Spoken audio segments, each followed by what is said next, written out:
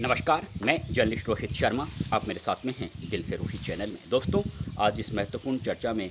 ज्वलंत विषय बहुत से हैं, लेकिन वीडियो थोड़ा लंबा बन जाता है। आज 2 विषयों पर चर्चा करूंगा और जो ज्वलंत विषय हैं, नंबर 1 अशोक गहलोत जो राजस्थान के पूर्व मुख्यमंत्री हैं।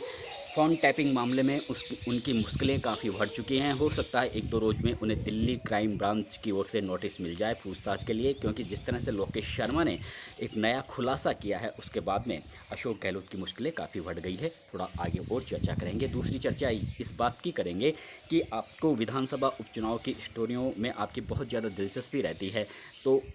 अभी जो एक ज्वलंत चर्चा दौसा विधानसभा सीट में कांग्रेस पार्टी में जिस तरह के दौसा के राजनीतिक गलियारों में चर्चा हो रही है, लोगों में चर्चा हो रही है कि क्या नरेश मीणा के लिए दौसा सांसद मुरारीलाल मीणा बड़ा दिल दिखाएंगे और क्या उनके लिए यानी नरेश मीणा के नाम की पैरवी करेंगे टिकट के लिए। क्या नरेश मीणा के लिए मुरारीलाल मीणा एक तरीके से श्री कृष्ण की भूमिका में नज़र आकर नरेश मीणा को अर्जुन मानकर क्या ये चुनावी महाभारत के युद्ध में वो खुद को शामिल करने का प्रयास करेंगे, यानी क्या नरेश मीणा की वो पैरवी करेंगे। इस तरह के लोगों में चर्चाएं हैं। लोग ये भी कह रहे हैं कि मुरारीलाल मीणा के लिए एक बहुत बड़ा मौका है वहाँ पर एक मिसाल कायम करने का, और नरेश मीणा को भी अगर वो उनके नाम की पैरवी करते हैं दिल से, तो नरेश मीणा को भी अपने आप ही पश्चाताप हो जाएगा कि जो बातें उन्होंने मुरारीलाल मीणा के लिए दौसा लोकसभा चुनाव के दौरान कही थी, तो उन्हें अपने आप ये अपनी गलती का एहसास होगा और उन्हें लगेगा कि मैंने जो बातें मुरारीलाल मीणा के लिए कही वो बिल्कुल गलत थी। तो ये तब होगा जब मुरारीलाल मीणा आगे बढ़कर नरेश मीणा का नाम करें उनके टिकट के लिए। लेकिन अब ये तो आगे आने वाली स्थितियाँ बताएगी कि आगे मुरारीलाल मीणा का क्या रवैया रहता है। लेकिन सबसे बड़ी बात यह है कि जो चर्चाएं वहाँ पर हो रही है वो इसी तरह की चर्चाएं हो रही है कि हालांकि नरेश मीणा का जो नाम है वो देवली उनियारा विधानसभा सीट पर भी उनका नाम चल रहा है। वहाँ पर प्रहलाद गुंजल है, नरेश मीणा है, राम नारायण मीणा है, नमो नारायण मीणा है, बहुत से नाम उस सीट पर भी चल रहे हैं। देवली उनियारा में ये भी इस तरह की भी बातें सामने आ रही है कि हरीश मीणा जो सांसद हैं टोंक सवाई माधोपुर के, जिनकी वजह से ये सीट खाली हुई है, वो अपने पुत्र या अपने भाई के लिए भी वहाँ पैरवी कर सकते हैं। लेकिन सबसे जो विषय यहाँ पर जो मैंने उठाया है आज ये है कि मुरारीलाल मीणा बार बार, हालांकि कई बार वो जनसभाओं में ये कह चुके हैं कि परिवारवाद की स्थिति उपचुनाव में नहीं होनी चाहिए। जब कांग्रेस पार्टी की बैठक हुई थी, उस बैठक में बाकायदा प्रभारी रंधावा भी थे, बड़े बड़े नेता उस बैठक में थे। उस बैठक में भी उन्होंने ये कहा था कि उपचुनावों में परिवारवाद की स्थिति कांग्रेस पार्टी को नहीं रखनी चाहिए, परिवार के किसी सदस्य को टिकट नहीं देना चाहिए। वो बार बार जिस तरह से इस तरह का बयान दे रहे हैं, तो लोगों में अब असमंजस की स्थिति पैदा हो गई है। लोग ये कहने लगे हैं कि क्या मुरारीलाल मीणा दिल से ये बात कह रहे हैं कि परिवार के किसी व्यक्ति को टिकट नहीं मिलनी चाहिए, या फिर वो एक मैसेज देना चाहते हैं पब्लिक में कि मैं देखिए परिवारवाद के लिए या मैं अपने बेटी के लिए या अपनी पत्नी के लिए टिकट नहीं मांग रहा, लेकिन अगर पार्टी टिकट दे देती है वो एक अलग बात है, वो पार्टी का निर्णय होता है। तो लोगों में ये कहना है कि क्या वो दिल से इस तरह की बातें कह रहे हैं कि परिवारवाद की स्थिति नहीं होनी चाहिए। अन्यथा हमने देखा है कि अगर कोई उपचुनाव होता है किसी नेता के देहांत पर, तो ज़्यादातर जो पार्टियाँ होती है, चाहे वो कांग्रेस पार्टी हो, बीजेपी हो, वो परिवार के किसी सदस्य को सहानुभूति की लहर हासिल करने के लिए और एक लोकप्रियता और इमेज को देखते हुए परिवार के किसी व्यक्ति को वो टिकट दे देती है। उसमें पत्नी भी होती है, बेटी भी होती है, बेटा भी होता है और बहू भी होती है। तो ये स्थिति शायद मुरारीलाल मीणा को ऐसा लग रहा हो कि हो सकता है कांग्रेस हाईकमान अंततः उन्हीं में से या उनकी बेटी को या उनकी पत्नी को चुनाव मैदान में उतार दे, तो कम से कम मैं तो अपनी बात रखूँ, ताकि लोगों को ये भ्रम की स्थिति ना रहे कि मैंने उनके लिए टिकट की पैरवी की थी। तो लोगों में ये सवाल खड़े हुए हैं, लोगों के दिलों में इस तरह के सवाल हैं, और अगर ये सवाल लोगों के दिलों में इस जहन में तैर रहे हैं तो कोई गलत भी नहीं है, क्योंकि वो बार बार इस तरह की बातें कर रहे हैं कि परिवारवाद की स्थिति नहीं होनी चाहिए। तो बार बार वो इस तरह की बातें क्यों कर रहे हैं। अब सवाल यहाँ पर यह आता है कि अगर वो दिल से ये कहते हैं कि परिवार के किसी सदस्य को टिकट नहीं मिलना चाहिए, तो क्या वो दिल से क्या वो ये चाहते हैं कि ऐसे व्यक्ति को टिकट मिले जो उनका एक तरीके से पिछलग्गू हो, उनका सेवक हो, क्योंकि जिस तरह से जो निहारिका मीना है वो राजस्थान यूनिवर्सिटी छात्र संघ का चुनाव लड़ चुकी हैं और नरेश मीना ने बिल्कुल कंधे से कंधा मिलाकर चुनाव में निहारिका का समर्थन किया था, सपोर्ट मांगा था। हालांकि वो चुनाव नहीं जीत पाई थी, लेकिन बाद में जिस तरह से निहारिका मीना का अभी कुछ दिनों पहले एक पोस्ट आया था सोशल मीडिया पर, उसमें उन्होंने जो मुरारलाल मीणा की जो ड्राइवर है उनको टिकट देने के एक तरीके से इशारे में उन्होंने कहा था कि उन्हें टिकट मिल सकता है। हालांकि फिर बाद में वो उन्होंने पोस्ट हटा दिया था। तो क्या मुरारलाल मीणा के दिल में ये है कि अगर चलो ठीक है, अगर मेरे परिवार में से किसी सदस्य को टिकट नहीं मिले तो उनके दिमाग में क्या कोई ऐसा शख्स है जो एक तरीके से उनका पिछलग्गू बना रहे? क्योंकि जिस तरह से निहारिका ने जो मंशा जाहिर की थी उससे लोगों के दिमाग में यही बात आ रही है कि हो सकता है फिर मुरारलाल मीणा किसी ऐसे व्यक्ति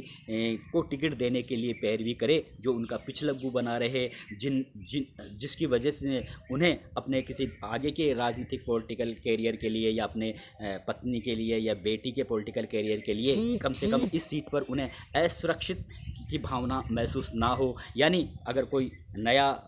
कोई अगर उनका अपना ही कोई व्यक्ति अगर इस सीट से विधायक बन जाता है तो एक तरीके से वो एक सेफ जोन में उनकी ये सीट रहेगी। तो लोगों में ये इस तरह के ये सवाल भी उठ रहे हैं, लोगों में इस तरह की भी चर्चाएं हैं कि अगर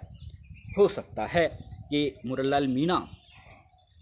नरेश मीणा को टिकट देने की पैरवी करें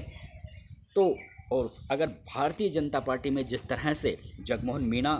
को लेकर शंकाएं जताई जा रही है कि जगमोहन मीणा को भारतीय जनता पार्टी चुनाव मैदान में उतार सकती है, तो ऐसी स्थिति में हो सकता है मुरारलाल मीणा जानबूझकर नरेश मीणा का नाम आगे करे। क्योंकि नरेश मीणा पहले ये कह चुके हैं कि अगर मुरारलाल मीणा के किसी परिवार, ये 2 साल लोकसभा चुनाव की बातें हैं, उस समय नरेश मीणा ने कही थी कि अगर मुरारलाल मीणा के परिवार का कोई सदस्य खड़ा होगा तो वो 2 साल का लोकसभा का चुनाव नहीं लड़ेंगे। विधानसभा उपचुनाव के मद्देनजर नहीं कहा था उन्होंने। लेकिन अगर जब उन्हें ये इस तरह का आभास हो जाए मुरारलाल मीणा का, क्योंकि मुरारलाल मीणा और मुरारलाल मीणा के भी बहुत अच्छे राजनीतिक ताल्लुकात हैं, भले ही वो अलग अलग पार्टियों से हो, लेकिन अगर मुरारलाल मीणा को ये आभास हो जाए कि भारतीय जनता पार्टी जगमोहन मीणा को टिकट दे रही है तो हो सकता है फिर मुरारलाल मीणा नरेश मीणा का नाम आगे कर दे, उनके नाम पर कोई असहमति प्रकट ना करे, क्योंकि वो जानते हैं कि जगमोहन मीणा मजबूत कैंडिडेट है और अगर नरेश मीणा के लिए वो हाँ कर देंगे तो नरेश मीणा पता नहीं ये सीट को बरकरार रख पाएंगे या नहीं रख पाएंगे। एक तरीके से उन्हें ऐसा लगेगा कि अगर नरेश मीणा चुनाव हार भी जाते हैं तो ये उनकी अपनी खुद की व्यक्तिगत एक तरीके से जीत होगी और नरेश मीणा का जो पॉलिटिकल कैरियर है वो यहीं पर ब्रेक लग जाएगा। तो हो सकता है जगमोहन मीणा को बीजेपी की ओर से टिकट मिलने के बाद में मुरारलाल मीणा जानबूझकर नरेश मीणा का नाम आगे कर दे। अव्वल तो जगमोहन मीणा को टिकट मिलने के बाद में नरेश मीणा खुद टिकट लेने से मना कर देंगे, या फिर अगर वो चुनाव लड़ेंगे तो फिर उनके रास्ते काफ़ी